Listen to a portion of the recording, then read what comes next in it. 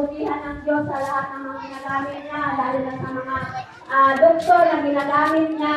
Salamat na patuloy siya na nagbibigay sa atin ng katugunan sa lahat-lahat. Binabalik ko po ang lahat sa Panginoon. Si Inda yun, mama ni Jennifer. Check up kayo!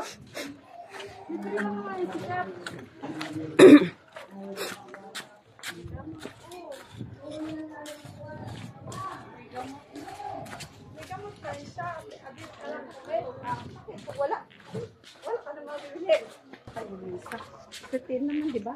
Misa, saglit lang naman yan. Oo. Saglit tayo yung misa. Tapos na yata yan eh. Ano oras nagsimula yung misa? Maga pa. Good morning po. Good morning po.